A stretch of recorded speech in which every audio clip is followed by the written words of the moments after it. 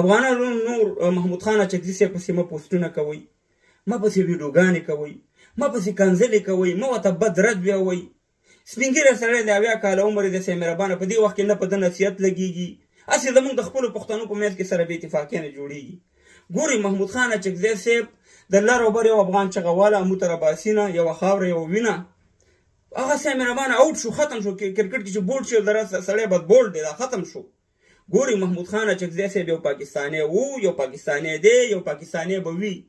محمود خان اچکزی صاحب د قائد اعظم سره ولاړ دی، د پاکستان د کفري قانون سره ولاړ دی، د هغه عیسی سره ولاړ دی چې هغې په زرهاو نه په لکهاو په میلیونهاو پښتانه شهیدان کړي، زموږ خویندې میندې بې عزته کړي، زموږ غټ غټ علما یې شهیدان کړي، زموږ خبره چې غټ غټ سیاستمداران یې د خاورو لاندې کړي. نو تاسې د محمود خان اچکزي صاحب چې خپل ځان نشي ګټلی، دا د عیسی په څه رقم بیانونه ورکوي، تاسې د هغې نه توقع لرئ چې دا به ما ته د لوی افغانستان به دا ته آزاد کړي او موږ تر باسینه به دا یوه خاوره شي.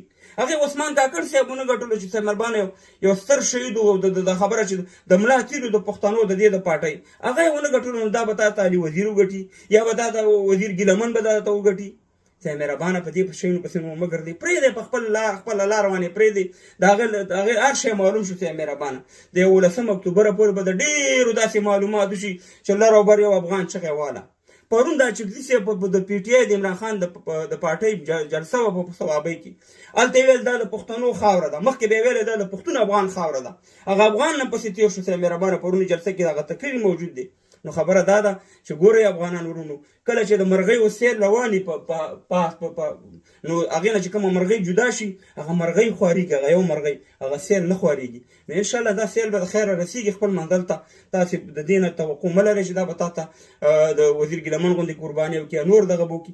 وخت به راشي دا به ټول درته معلومات وشي، او خبره دا ده چې هغه په پاکستان باندې ولاړ دی، هغې ته که موږ هر څومره بد رادیو هر څومره کنځلې چې ورته وکړو هېڅ فایده نه لري. هغه مجبور دی. ګوره مفتي شاکر الله صاحب ګوره بل ورته یو بیان ورکړو، د پاکستان عیسی څه رقم بیان په بیا دوباره ورکړو. نو خبره ده چې دا خلک مجبوره دي او داسې قرباني دا نشي ورکولی کومه قرباني چې علي وزیر ورکړې ده یا وزیر ګیلمن ورکړه یا نور داسې پښتنو عثمان کاکړ صاحب ورکړه، د هغه دې سره مه برابروئ. دا سپین ږیری سړی دی، په خپل ځای پرېږدئ، بس وایي خدایه ته مې اخرنۍ خاتمه ښه کړي.